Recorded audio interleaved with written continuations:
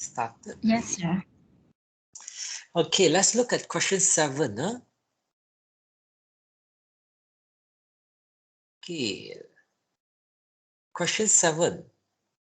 Okay, in the past, 70% of the students attended revision classes, and it is claimed that the proportion of students attending revision classes has significantly decreased. So to test this claim, okay, a random sample of 100 students was selected, and out of these 100 students, only 65 attended the revision classes. So, question 1, can we accept this claim at 5% significance level? Okay, so what is the claim? So let's highlight the claim. Is claim that the proportions of students attending the class has significantly decreased. Okay, significantly decreased. So can we accept this claim or not? All right, so looking at this sentence, we can determine the type of test we do. Okay, is this a left tail, right tail, or two tail test? Because of the word decrease, we will do a left tail test. All right, okay, because you think that the proportions has decreased and you want to test these statements. Okay, so this statement tells us we are going to perform a left tail test. Okay, so based on the past experience, okay, in the past, 70% of the students attended. Okay, so the population's proportions is 70, 0.7. Okay, so to test whether the proportion has decreased or not, we conduct a sample studies. We collected 100 students. Okay, sample size is hundreds. Out of hundreds, how many attended? 65. So we can use these informations to calculate our sample proportions. Okay, to calculate sample proportions. Okay, let's work on the working here. Okay, question 7. Okay. Question 7, part 1. Okay, step 1. Okay, step 1 is always writing the hypothesis. Okay, now an alternative hypothesis. Okay, so now hypothesis is based on the past experience, population's proportions is equal to 70%, so 0.7. And what is the claim that we want to test now? Okay, we want to test, okay, that the proportions has significantly decreased, meaning less than 0.7 now. Okay, so alternative hypothesis is the claim saying that the proportions of what? Of students uh, attending the revision classes has significantly decreased. Okay, has significantly decreased. So we would like to test this claim or statements. Okay, move on, step 2. So since this is a proportions questions, same as the previous one, we need to test NP and NQ. Okay, we need to calculate these two values, okay, to show that both of them are at least 5. So NP, where is our sample size? Our sample size is hundreds, okay, 100 students. So 100 times with 0.7. Okay, how to get this 0.7? You got it. Refer to the null hypothesis. Okay, 0.7. So you got 70. And Q is, okay, the opposite. So Q is 1 minus P. So you got 0.3. Okay, the remaining would be the D. So both of them, okay, is, okay, both of them are greater than 5. Okay, therefore, we can use the z-test for these questions. Okay, next steps. Okay, where is the level of significance for part 1? Part 1, the level of significance is 5%. Okay, 5%. Okay, right now we are doing a left heel test, right? Okay, so you scroll up, look at the notes. Okay, what is the decision rule for a left heel z-test? Okay, so you will look at this one. This is the one. Okay, so if you're not familiar with the steps, okay, I'll suggest you to write a proper notes, okay, a full notes, so that when you do the hypothesis testing questions, you know where to refer, okay? So decision rule for this left heel z-test would be, okay, reject null hypothesis if the z-test statistics less than the negative critical value. Okay, so where's the alpha here? Negative 0.05. Okay, so whenever we have alpha equals to 0.05, what is the critical value? Okay, what's the z value? Okay, you look at 0.05, go all the way down, again, same, 1.645. Okay, 1.645. And because you are doing a left heel test, okay, your critical value would be a negative value, negative 1.645. Okay, because your rejection regions, okay, if you illustrate it using the graph, the rejection regions, it lies on the left side here. Okay, with the alpha equals to 5%. So your critical value, it will be negative. Okay, because it lies on the left side. Okay, so this is the rejection regions, the conditions where we will reject our null hypothesis. Okay, if our test statistics less than negative 1.645. Okay, next is to calculate our test statistics. Okay, so the formulas, okay, let me repeat again. This is the formula. Okay, so what is the sample proportions? Okay, so we need to calculate the sample proportions. We haven't calculated. So out of the 100 students, okay, sample students, how many attended? 65. So 65 out of hundreds, sample proportions would be 0.65. Minus the P is the population's proportions. You can refer to the null hypothesis, okay, 0.7. Then divided by square root PQ over N. So P is 0.7, Q is 1 minus P, and the N sample size is hundreds here. Okay, so press your calculator, you would get the test statistics answer to be negative 1.09. Okay, negative 1.09. And if we label it in the graph, where would this negative 1.09 lies at? It will lies at here between 0 and negative 1.645. Am I right? Okay, negative 1.09 will lies between 0 and 1.645. So it is not inside the rejections regions. Okay, it is not inside the rejections regions. So from the graph, we know that we will not reject the null hypothesis. Okay, we don't reject. So next steps is we write the decisions here. Since our test statistics equals to negative 1.09 and is greater than negative 1.645. Therefore, we do not reject null hypothesis. Okay, we will not reject. So far, okay. So if we don't reject the null hypothesis, that means null hypothesis is true. Our alternative hypothesis is false. Okay, so this statement is wrong. Okay, H1, the statement is wrong.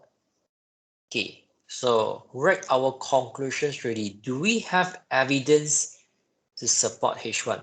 If H1 is false, that means we have insufficient evidence.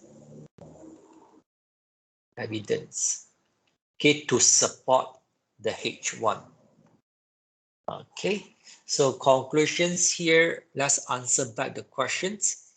Okay, can we accept the claim? Then you would say, what? Okay, we have insufficient evidence to accept the claim. Okay, there is insufficient evidence to accept means to support the claim, right? To accept the claim. Okay, in other words, we cannot support, we cannot accept. Okay, to accept the claim. Right. Okay, part 2. Okay, how about part 2? What is the p-value? Okay, so this is the left tilt test, right?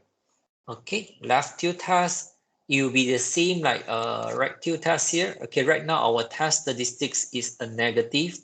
Okay, negative value, negative 1.09.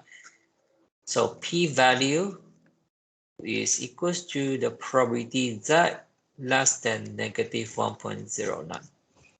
Okay, so if it's a positive test statistics, we convert to negative. If it's already a negative value, then we just keep it. Okay, we keep it as negative answer. Okay, then to find the probability, refer to the statistical table. Okay, look at the standard normal distributions table. Okay, this page where you have all the negative values. Okay, negative z values. So what values do we look at? Negative 1.0. Okay, let's drop off this one. Okay, we are going to look at negative 1.0, 1.09, right? Okay, so for your columns, you look at 0.09, so which is the last column. Okay, so your probability would be 0.1379. Okay, 0.1379. Okay, so 0.1379. If it's a two-tilt test, then we times 2. Okay, we multiply by 2. Now it's a one-tilt test.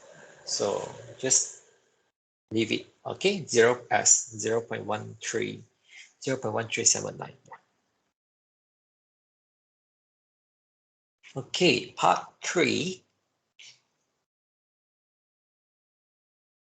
Using the p-values calculated in part 2, will your decisions in part 1 change at 10% significance level? Okay, so now you have a new alpha, new level of significance, 10%. Okay, just now in part 1, we are using 5%. Now we use 10%. Will the decisions in part 1 change? Okay, so let's look at the p-value here. Okay, p-value is 0.1379. And what is the new alpha? The new significance level is 10%, which is 0.1. Right. So refer back to the rules. Okay, these rules, what does it, this rule tells you? We reject null hypothesis if p-value less than alpha. Okay, p-value less than alpha, then we reject. So let's compare our p-value with the new alpha. Okay, so p-value is equals to 0.1379. It is greater than the alpha 0.1. Okay, in this case, do we reject or don't reject? We do not reject. Okay, because it's greater than the alpha. Less than alpha, we reject. More than alpha, we don't reject. Okay, so is this the same decisions as part 1. Part 1 is what? Okay, let me zoom out. Okay, part 1 is we don't reject null hypothesis. Part 3 also don't reject null hypothesis. So to answer the questions, do we reject null hypothesis? We don't, right? So will your decision change in part 1? No, my decisions will not change. No, decisions remains the same. Okay, remain the same means does not change. Huh? Okay, part 1 says do not reject null hypothesis. Part 3 also don't reject. So my decision does not change. Okay. Okay, any questions?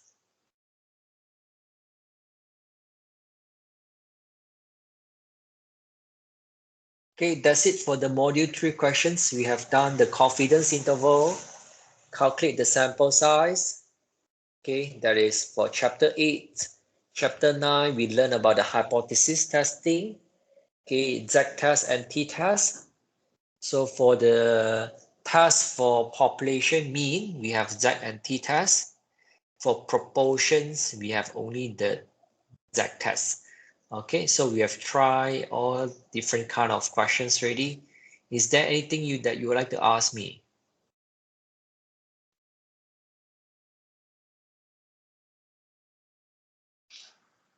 Is there anything? No? Very No. clear? No? Huh? Okay. Okay.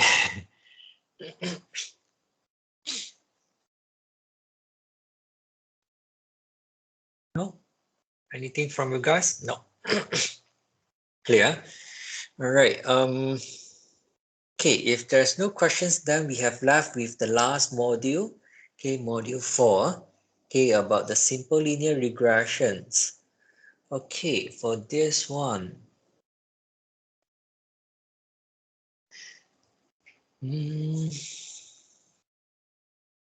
Okay, for this module, I have prepared 2 questions for you guys.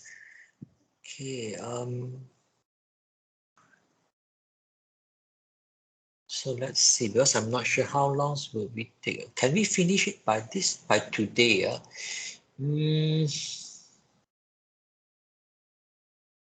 Can I finish it in 1.5 hours? Okay, let's see lah. Okay, maybe we'll discuss. Okay, do you want to finish it by today?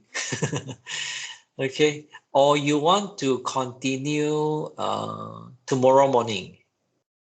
This module 4. Can we finish by today? Finish by today. Okay, so then tomorrow I don't think we have anything else to discuss really. That means we only use up 3 days. Is it okay?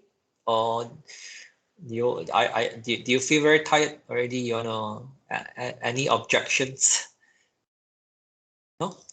I think we should finish today.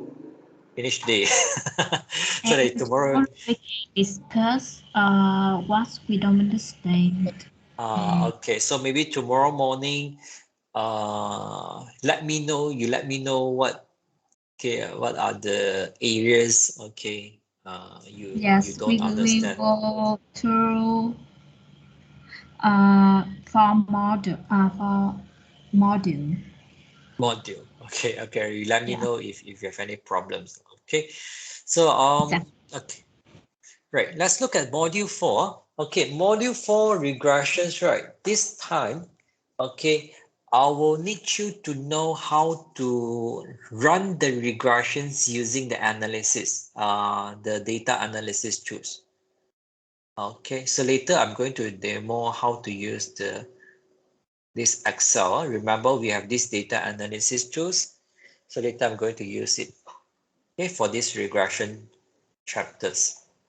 Okay, so what you need to know about the regressions here is that okay, what is the use of these regressions? Okay, we have two main purposes.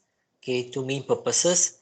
Okay, the first purpose is to determine the linear relationship. Okay, in simple linear regressions, okay, simple linear regressions.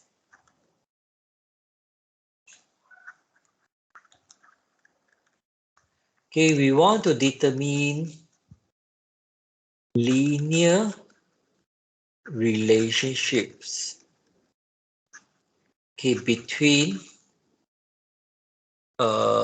variables.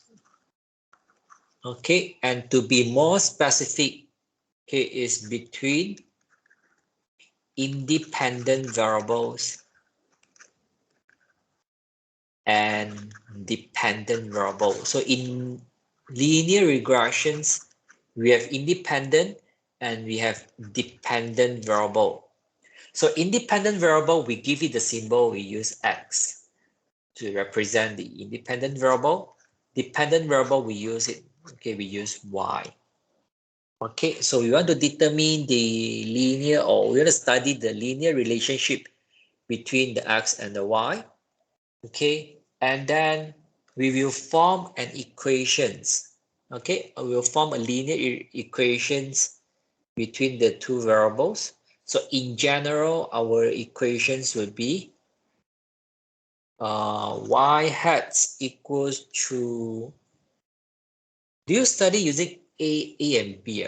Okay, A plus bx. Okay, we will form these linear equations using the sample data we collected. Okay, so the A here, A is the intercept. Is the intercept or the constant. Okay, B is the slope coefficients. Okay, B is the slope coefficients, yeah. So, okay, first we want to determine the linear relationship. Okay, and then the second objective, okay, the second objective is to do predictions, okay, to make predictions. So after we form the equations, we can actually predict. Okay, we can make predictions based on x given, okay, based on the values of x. So if we know the x value, we can predict the y.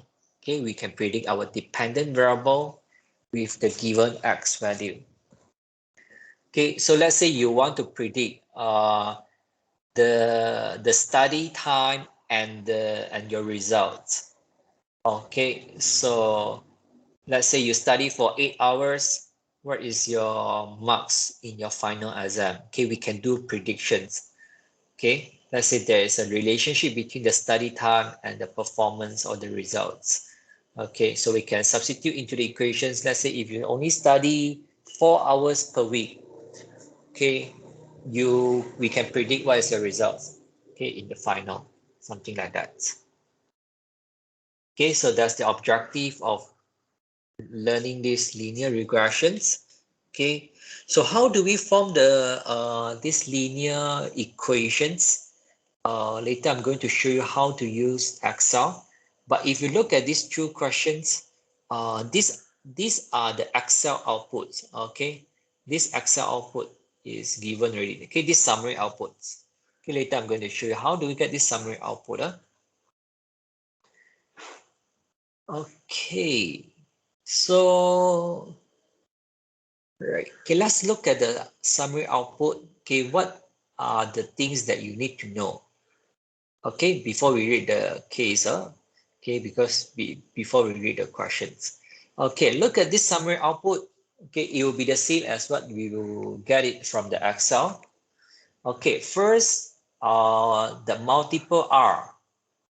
Okay, what is this multiple R? Multiple R is also known as the coefficients of correlations. Okay, in short, I can call it as COC. Okay, or just coefficients of correlations. Okay, so this will tell us what kind of relationship you have between the X and the Y. Okay, the symbols that we use is just R. Okay, R, coefficients of correlations. So based on this value, okay, this R value, okay, questions will normally ask you, okay, what is the coefficients of correlations, and interpret the value. Okay, interpret this value. So the coefficients of correlations, the R value, can be any values between -1 to 1. Okay, -1 to +1. Okay, so in general, okay, let's draw a line. Okay, if you have a R value equals to 0, this means there is no correlations or relationship between the X and the Y. Okay, so on the left, you have all the negative, okay, value. On the right, you have all the positive. All right, this -1 and +1. So if the value is close to 1, okay, let's start with 1 first. Okay, if you have values of 1, that means there is a perfect correlation, okay, between the X and the Y.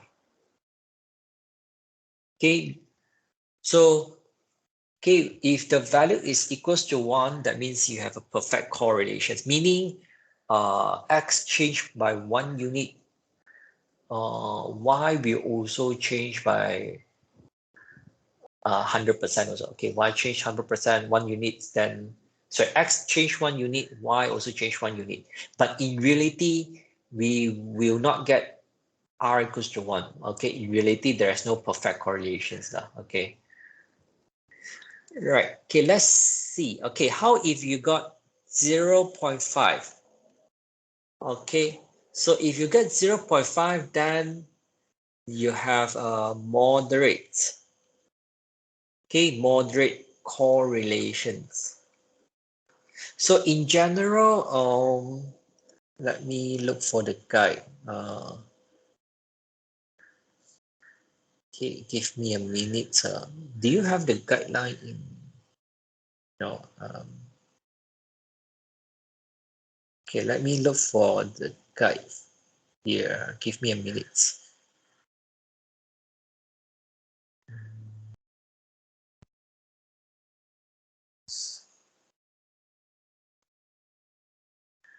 Okay, let me look for the.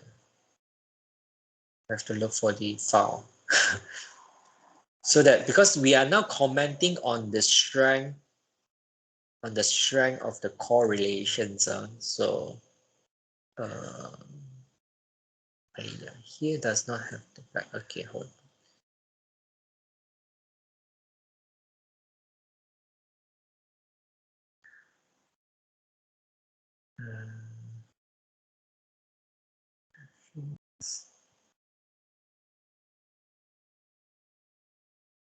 Okay, hold on.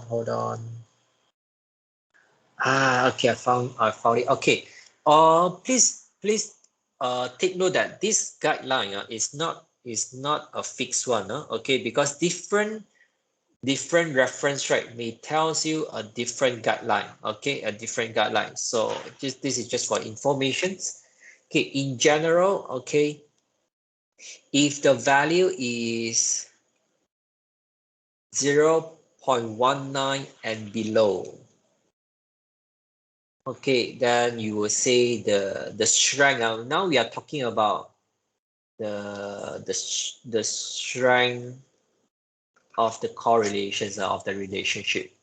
Okay, if you have 0.9 and below, that is a very weak correlations. Okay, that means if it's close to 0, if the value is close to 0, that means it's a very weak.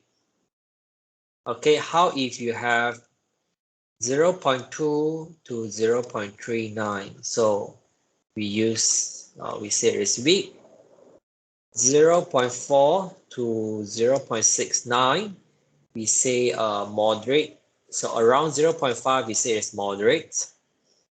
Okay, 0.7 to 0.89, we will start to say that the correlations is strong. Okay, so in general, if the value is closer to 1, that means the stronger is the correlation. So from 0.9 to 1, okay, that means correlation is very strong. Okay, so this can be used as the guideline. Okay, but different references may tells you different values. Okay, maybe some reference it says, okay, maybe below 0.25 is considered as very weak. Okay, so just slightly different. Okay, just for your information. So let's say if you found the R value to be, let's say 0.75, 0.75, then you refer to this list, then you will say there is a strong correlations, okay, between the X and the Y. Okay, so also when you interpret this value, you need to tell, is there a positive or negative correlations? So when you explain this R value, you need to mention this, you have to mention two things. Okay, the directions and the strength. Okay, directions means do you have positive or negative correlations, okay, between the X and the Y? So you have to mention these two things. Okay, strength, you could refer to this list. Okay, next is the R square value. R square value is also known as the coefficient of determinations. Okay, can or a COD, which is R squared. Okay, so COD, okay, this coefficients of determinations R square is the square of COC. Okay, when you square the values of coefficients of correlations, you will get this R squared COD. Okay, when you square this COC, you will get COD. So what does this COD tells you? Okay, so it tells you how well your regression fits the sample data. Okay, how good is the regression equations? How well, okay, can you explain? Okay, using the equations. So to interpret, okay, so normally questions will also tells you, okay, what is the COD? Interpret the values. Okay, so to interpret this, okay, I'm talking about the interpretations. Okay, you will convert the R square to percentage. Okay, so you will times with 100%. So time, because let's say if, for example, or if you got your R square equals to 0.65, then when you interpret it, you will say 65%. Okay, so you convert it to percentage.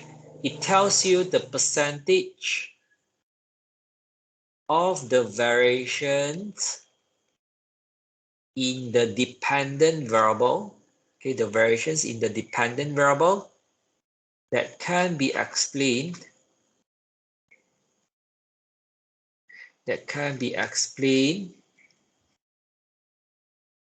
by the independent variable.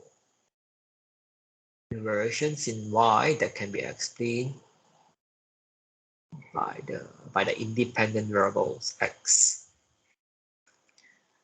Okay, so the dependent this y and x okay, please refer to your case. Okay, so let's say if we are talking about the study time and the, let's say, the exam marks. So y is the exam marks, x is the study time. Okay, you please refer to the variable in your case. Okay, so do not write y and x when you explain it. Okay, change it to the variable name.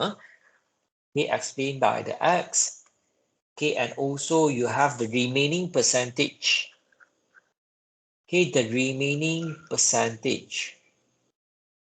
So the remaining percentage, right, you take hundreds minus 65%. Okay, so the remaining 35%, okay, is the percentage that cannot be explained by your equations.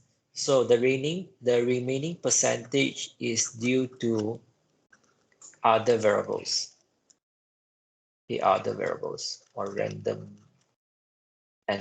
errors.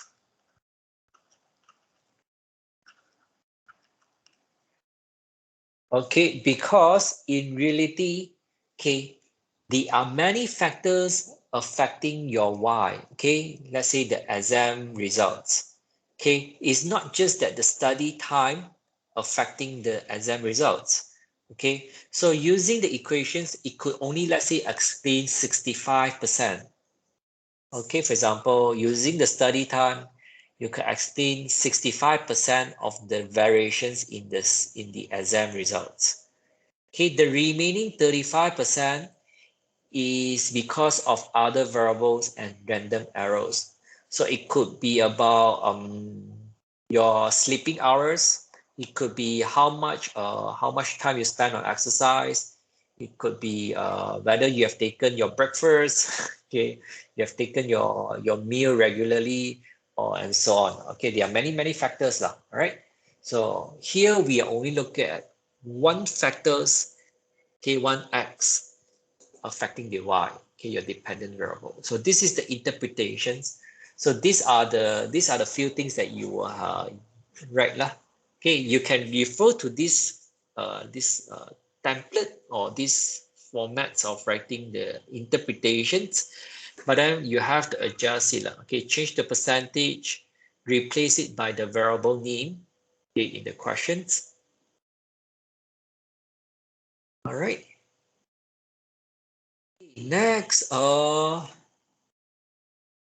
adjusted R square, don't have to bother it. Standard error, no need also.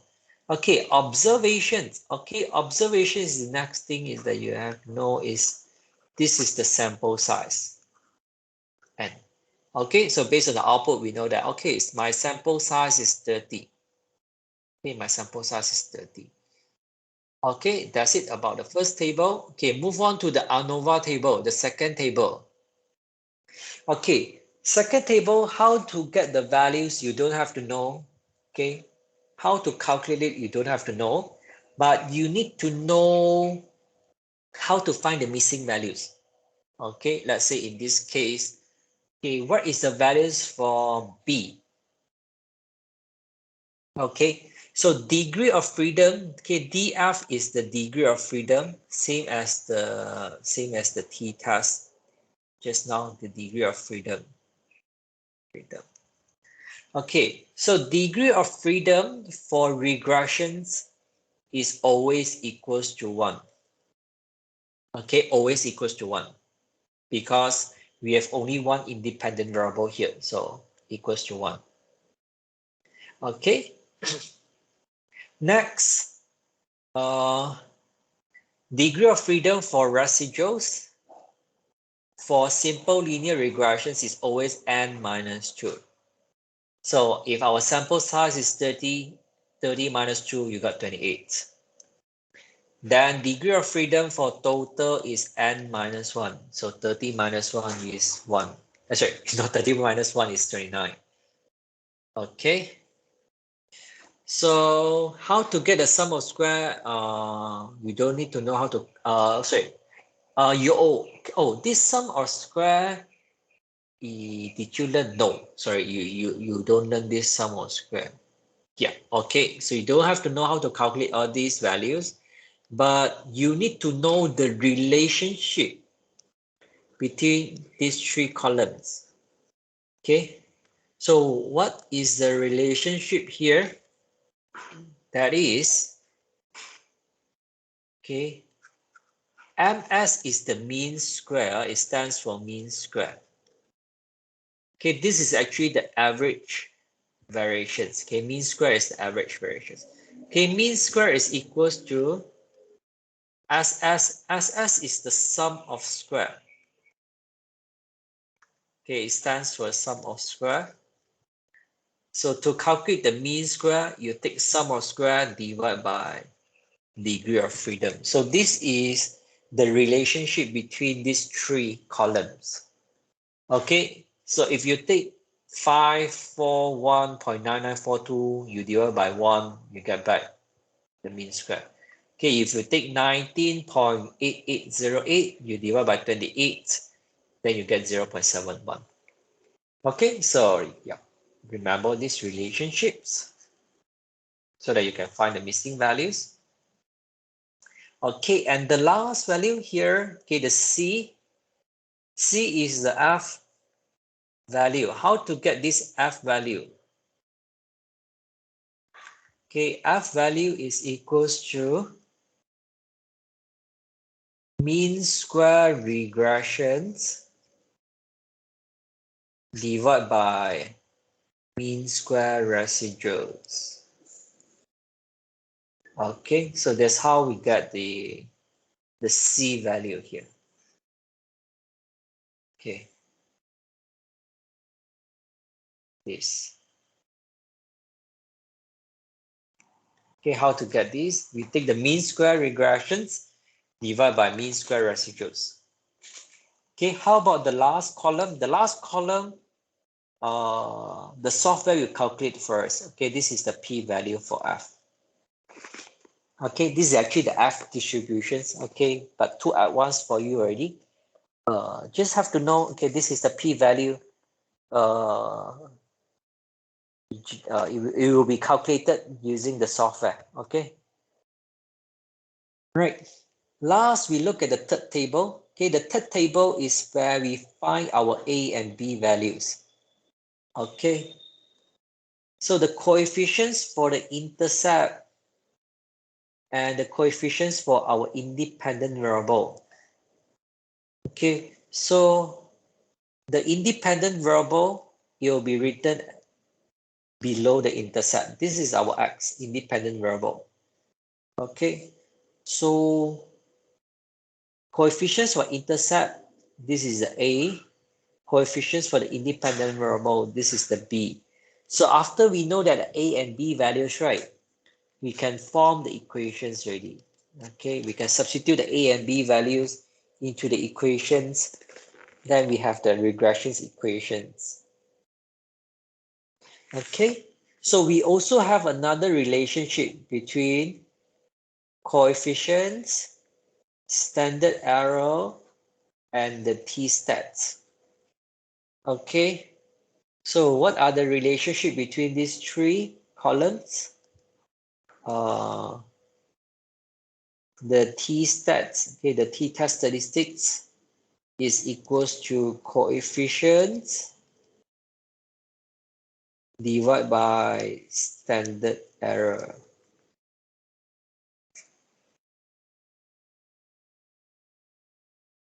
Okay, so if you take 24.5698 divided by 0.5406, you will get your t-test statistics 45.4453.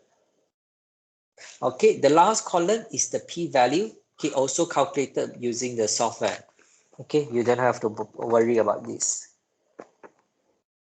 Okay, so I believe you have learned how to calculate, okay, the A and B value using the manual calculations, okay, using the formulas. Okay.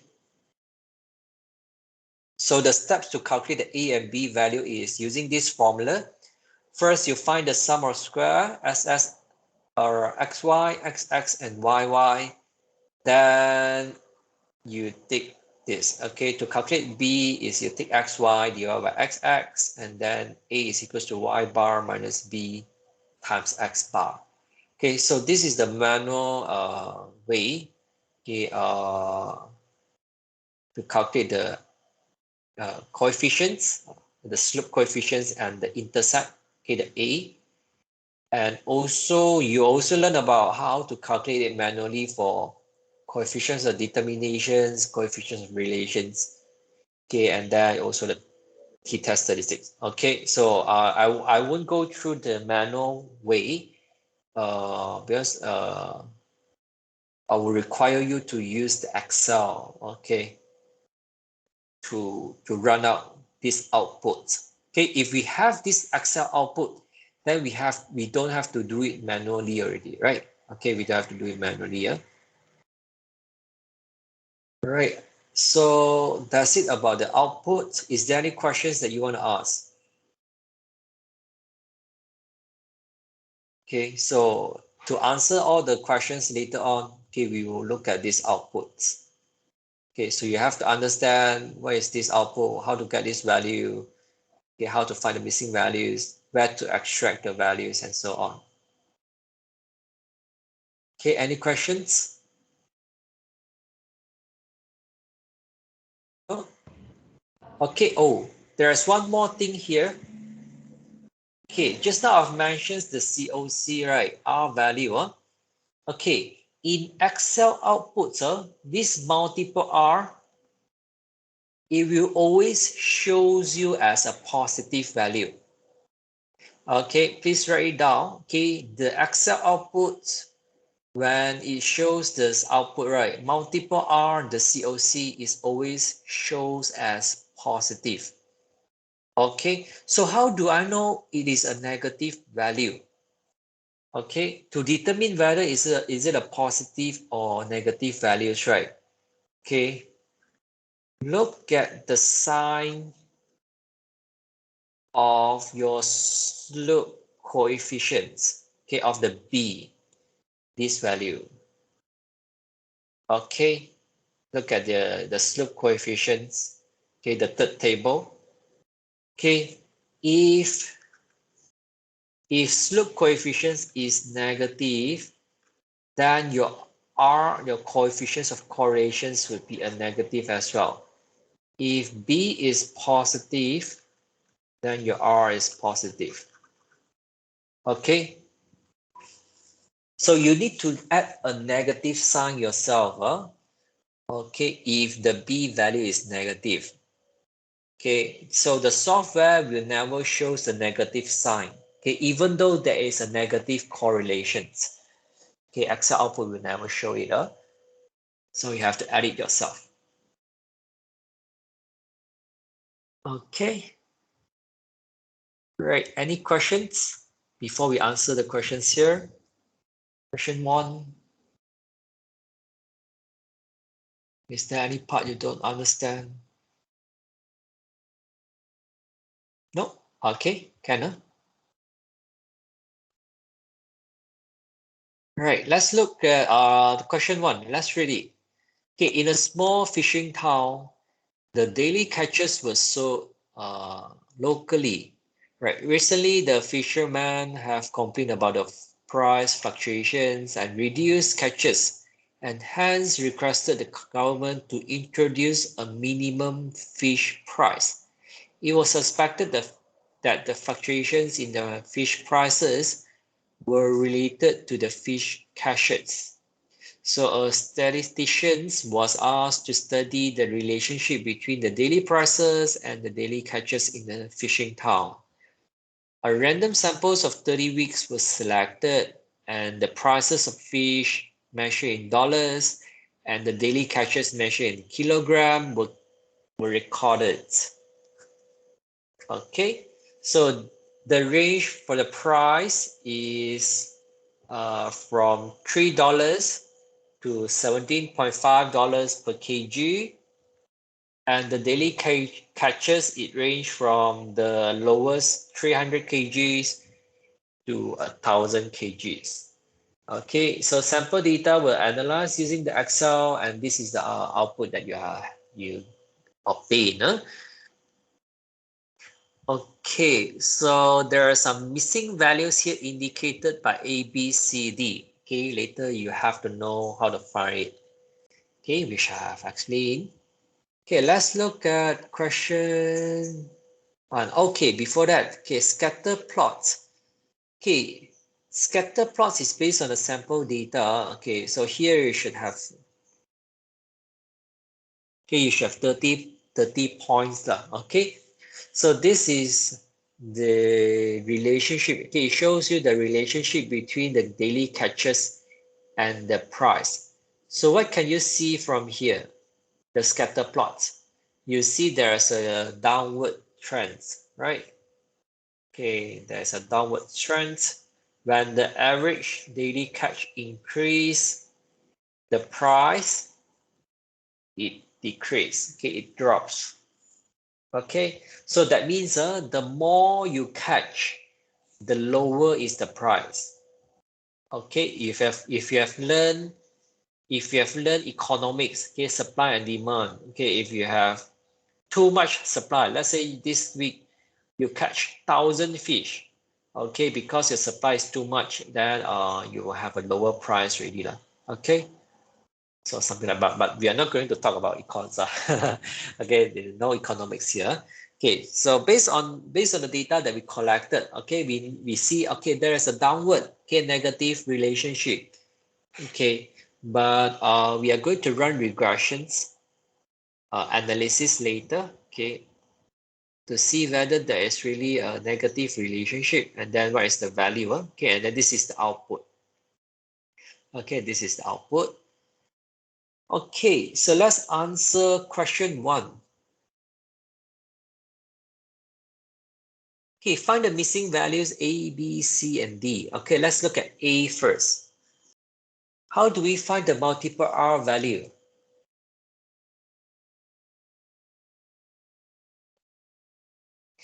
Okay, any idea how do we find the A value?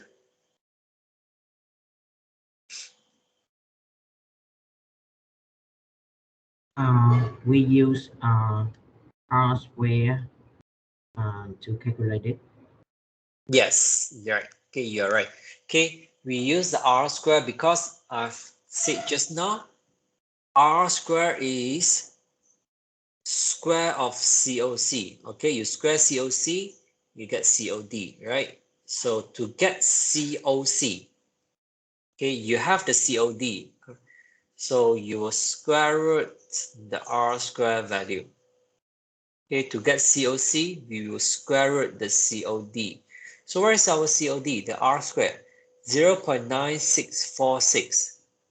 Okay, so square root 0.9646.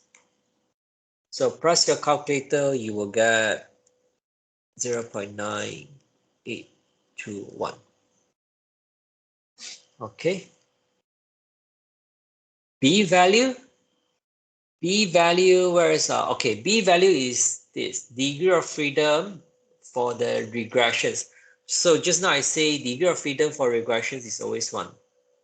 Okay, because you have only one independent variable here, so it's always 1.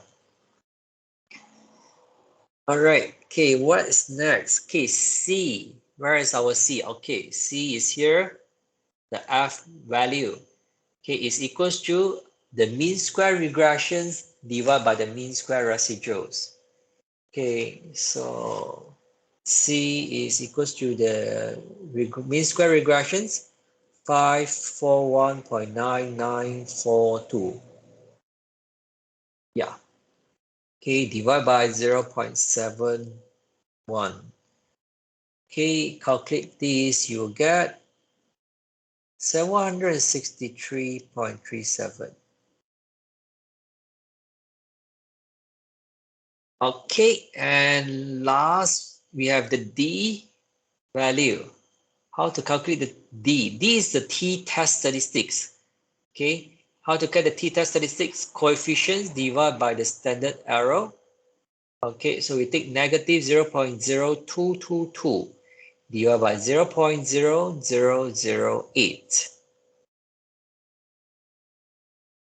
Okay, negative 0.0222.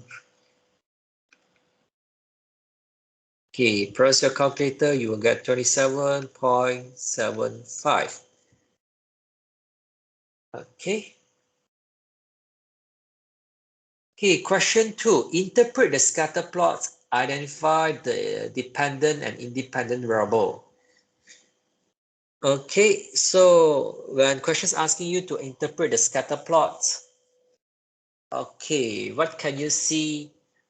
Okay, then you will say, all right, okay, these are the few things that you have to mention based on the scatter plot. First, mention what is the independent and dependent variable. So the one at the x-axis is always your independent variable. Y-axis is always the dependent variable. Okay, so here you say, okay, independent variable. Okay, independent variable is what? Average daily catch. Okay, dependent variable. Dependent variable is the prices. Okay, is the prices.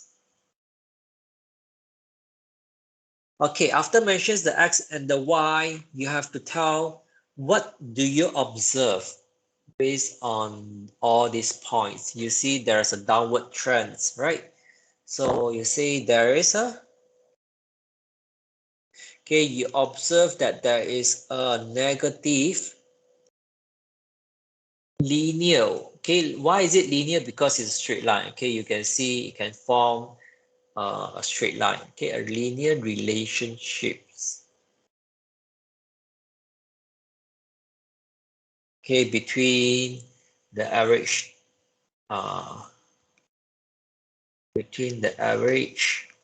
daily catch, okay, and prices. Okay, what does it mean by negative linear relationship? Okay, some students may not understand. Okay, what is negative? Okay, it means when the average daily catch increases, okay, the price will decrease. Okay, that's what it means by negative linear relationship. Okay, when x goes up, y goes down. Okay, that's the idea now. Okay, when you have negative relationships. Okay, but don't write using symbols. Okay, write in variable names.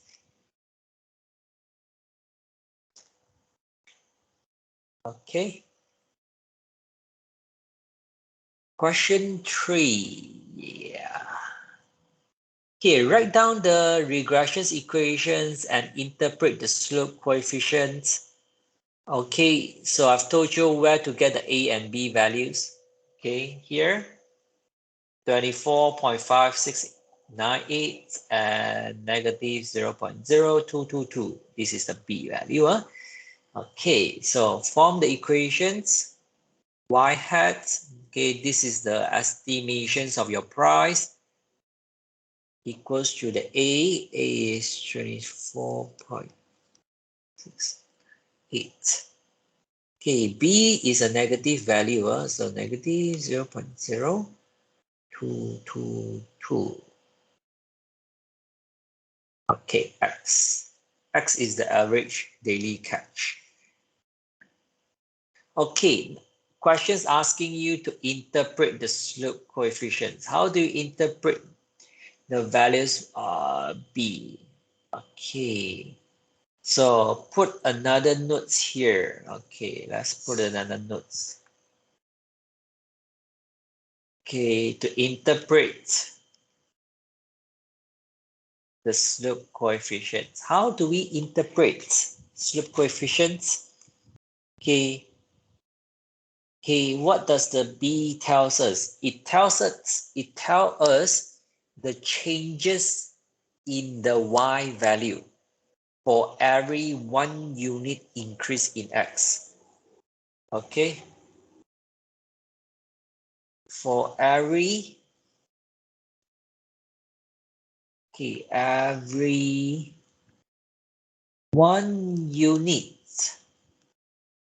increase in your independent variable, for every 1 unit increase in the independent variable, your y, your dependent variable will either increase or decrease by b units. Okay, this is the general interpretations. Okay, so the idea of interpreting the slope coefficient. Okay, these are a few things that you have to take notes of. Okay, the units, the measurements units of x and the measurement units of y. So the units here, this is referring to x, and then the units, the b units behind is referring to the measurement units of y. Yeah? Okay, so this is the idea. Right, so back to these questions, how do we interpret this? Okay, x is our daily catches, right? The average daily catch. So we will say, okay, but what is the measurement unit for average daily catch?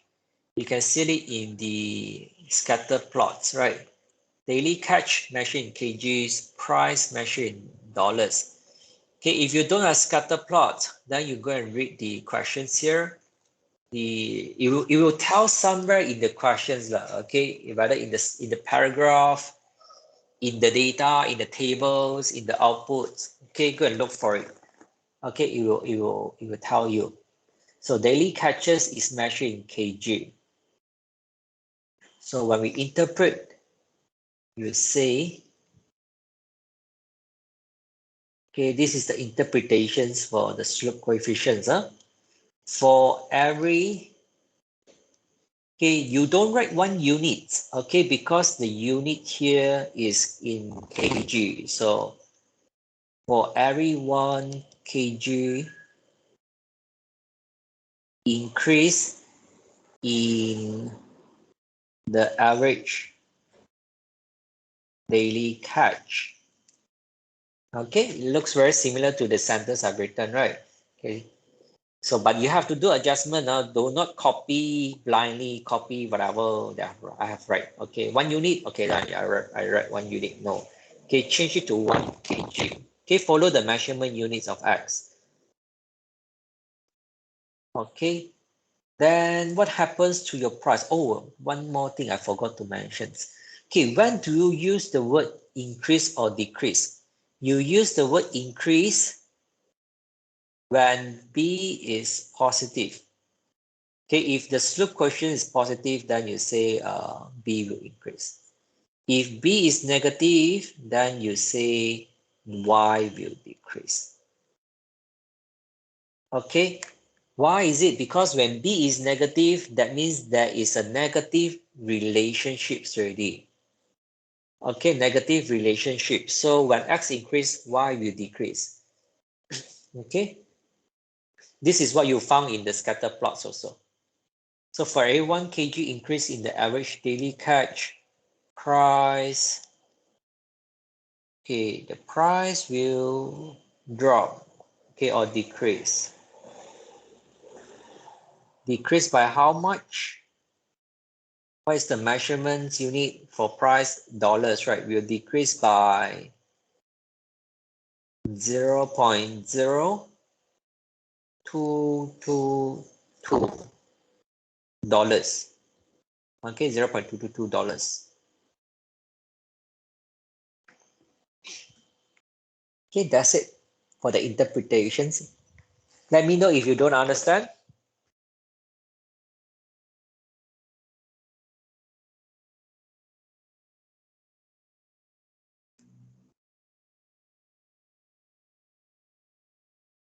Okay, so let's continue if there's, yes, any questions? No. No. All right. Okay, let's move on to question 4.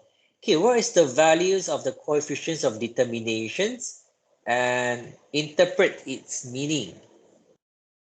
Okay, so this is the COD. The COD is the R squared just now. What is the R squared we found? 0.9646.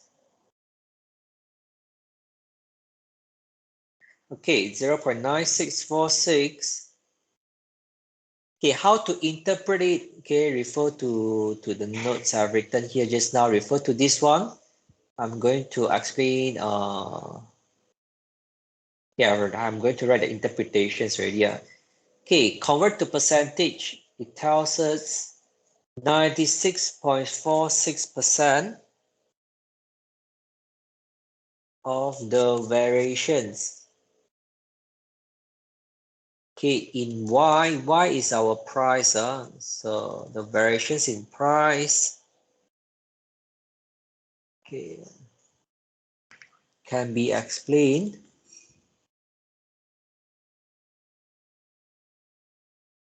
okay by the X. X is the average daily catch. Okay, 96.46% of the variations in price can be explained by the average daily catch. Okay, how about the remaining percentage?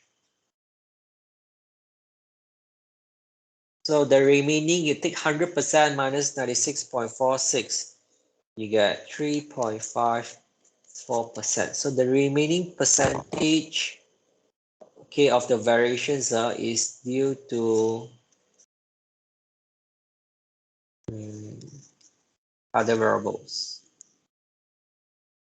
and random errors.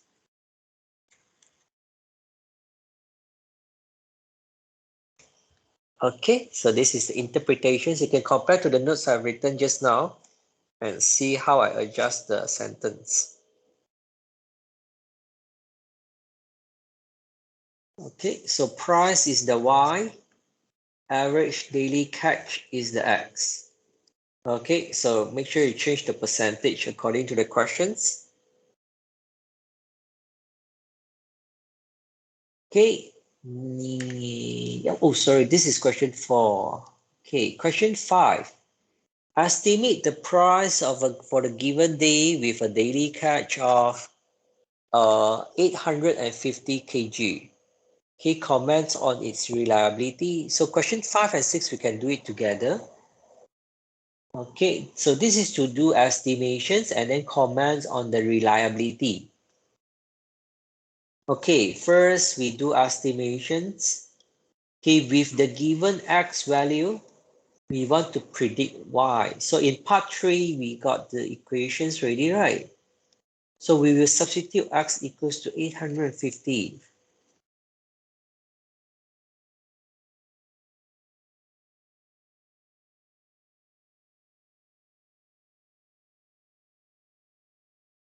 Okay, we find where is the Y hat. Okay, for question 5, okay, we also do the same for question 6, but we substitute X equals to 1100.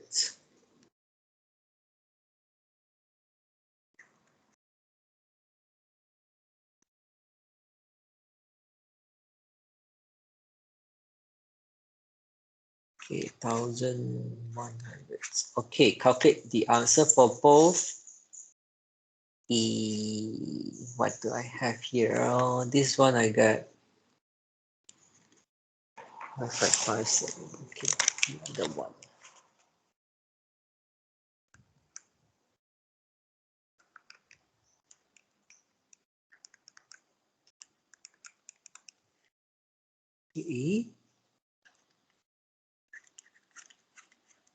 Huh? These are sure. Is that so low?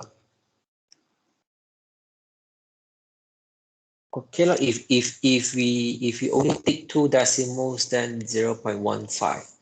Okay, because this is money, right? Money up to 2 decimals good enough already. 0.15. Okay, so we have done with the predictions estimation. Okay, now we want to comment on the reliability. Okay, question 5 first. Is the estimation reliable or not? Okay, to know whether reliable or not, we look at the values that we substitute. Okay, we look at the values that we substitute. So if the values that we substitute is within the range of the x, okay, is within the range of the data. So what is the range of the data for x? Okay, for the average daily catch. Average daily catch, the range is 300 to 1000. So if we substitute the values is between these 300 to 1000, then you will say the estimation is reliable. Okay, if we substitute any value lesser than 300 or more than 1000, then the estimation is not reliable. Okay, so I'm showing you both examples. So for question 5, you will say the estimation is reliable. Okay. So comment on the reliability, you will say estimation is reliable because 850 is within, okay, lies within the range of x, okay, which is 300 to 1000. Whereas for question 6, you will say this estimation is not reliable.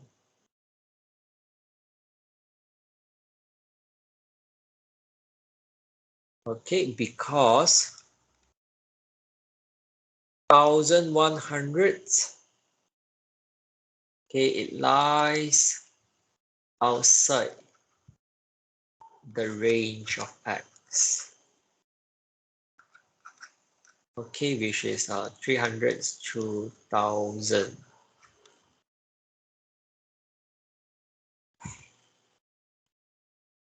Okay.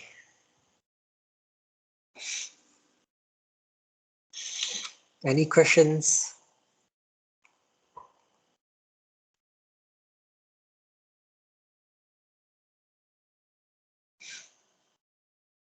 Right. Okay, we have these last questions here. Is there any linear relationships between the daily catch and the price?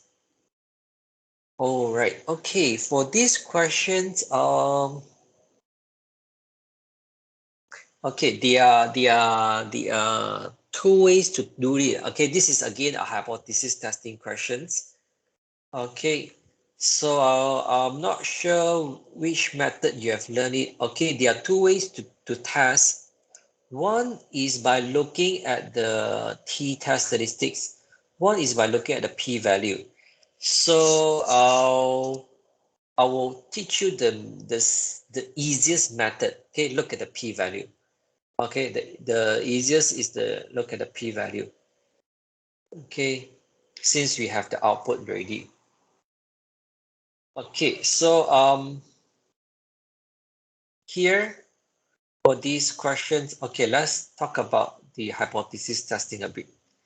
Okay, the steps for how to test the relationships are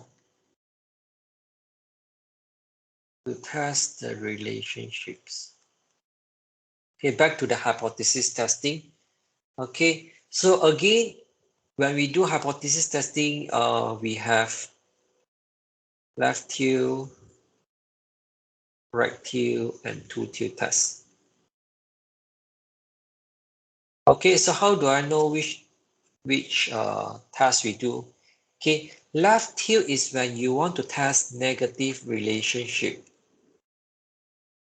Okay, when we want to test negative relationship, meaning we want to test b less than 0.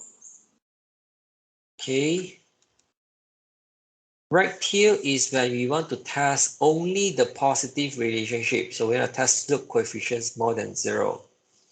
Two tail test is when we want to test whether there is linear relationship, okay, regardless of positive and negative. Okay, you don't care as long as there is a linear relationship. So we're going to test b not equals to 0. So notice here we are testing on the capital B. Capital B means the population slope coefficients.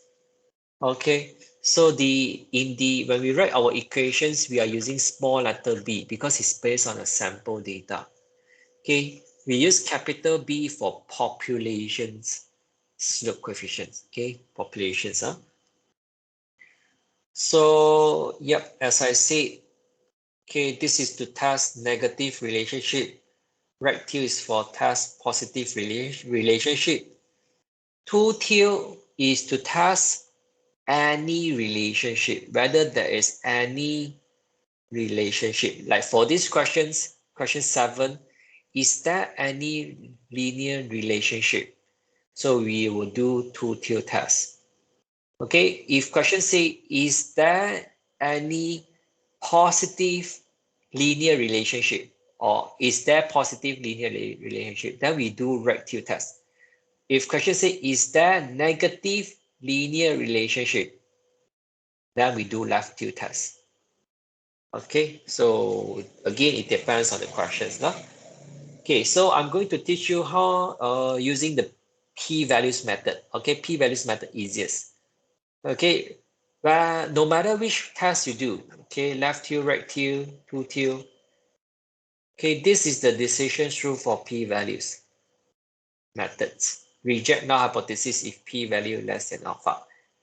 Okay, you don't have to determine the test statistics, don't have to calculate anything lah. Okay, step 1, straight away jump to the decisions rule. Okay, reject null hypothesis if p-value less than alpha. Then you mention where is the p-value. Okay, so how to get the p-value? You look at, okay, the third table, the last table. You have the coefficients, the independent variables, right? This row, look at the p-values column. Okay, look at this column. So this is the p-value. Okay, what is the E negative 22?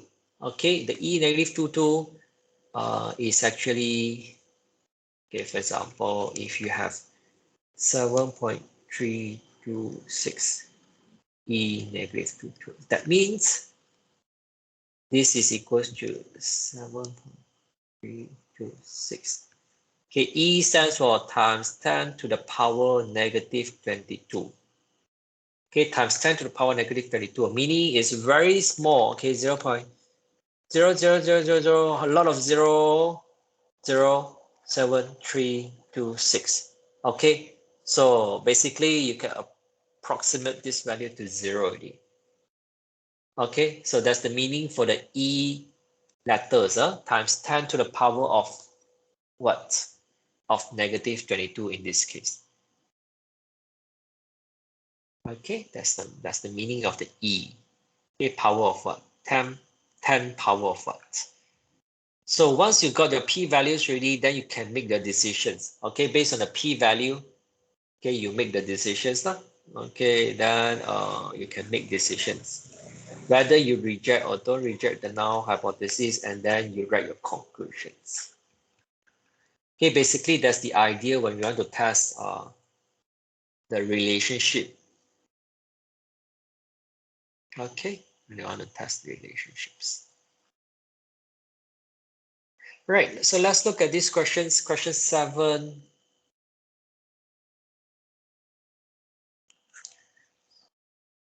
Okay, all right. Okay, you want to test that whether there's any linear relationships. Okay, so it include either positive or negative relationships.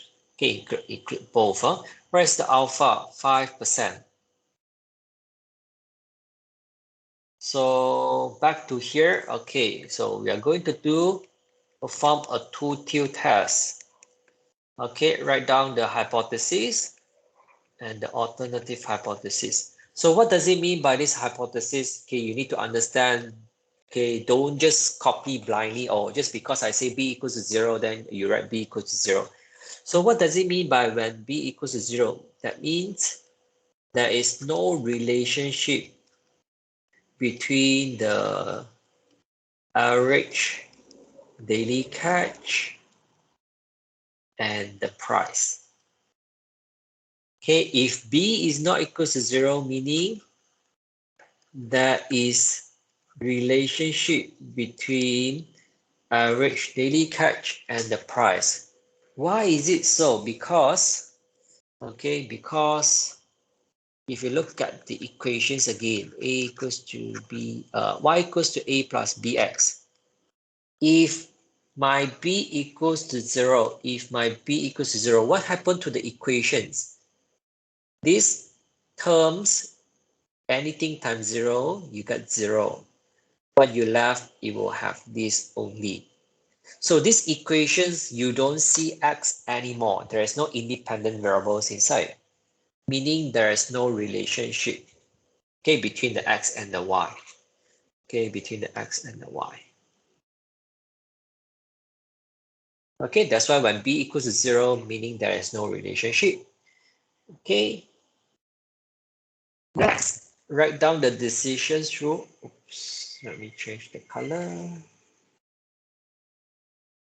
Okay, you may have learned using the t-test statistics. If you have learned that, you are comfortable with the methods, yeah, go ahead and use it in the exam.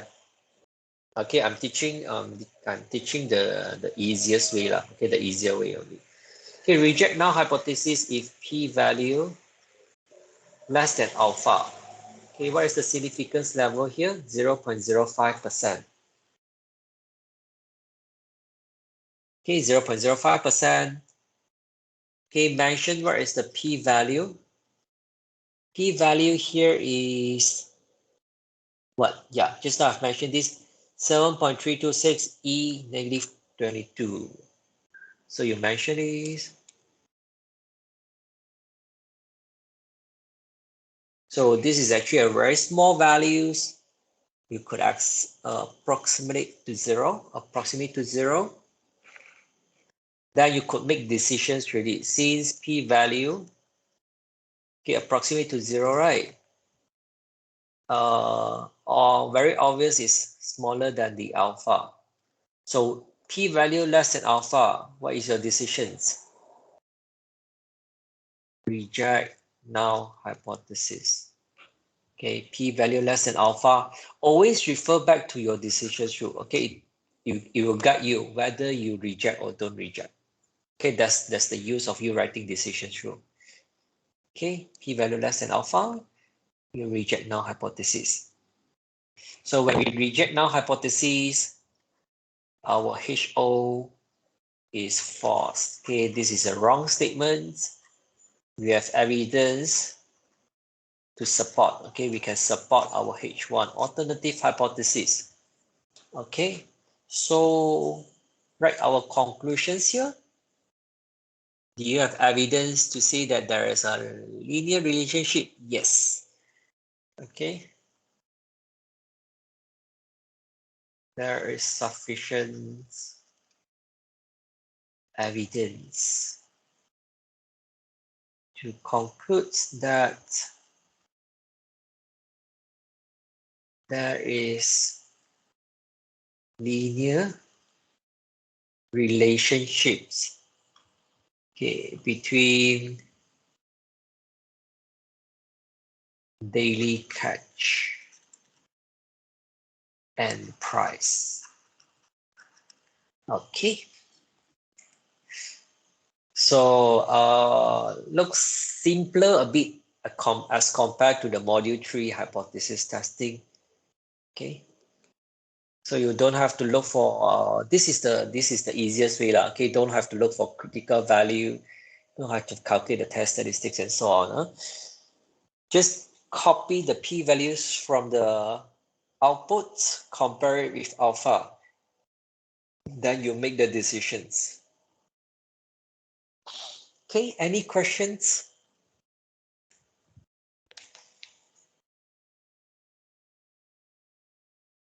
No. No? Okay, we have this one more questions. Do you want to finish it by today, by now?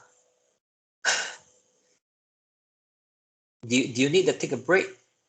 Or we can just finish it and then we end the class today. Do you want to finish it today now for this one? Any idea? I'll let you decide.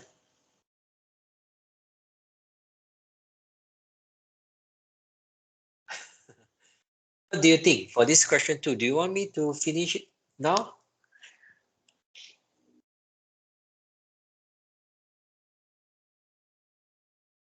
Yes or no? Today is enough for today. Yes.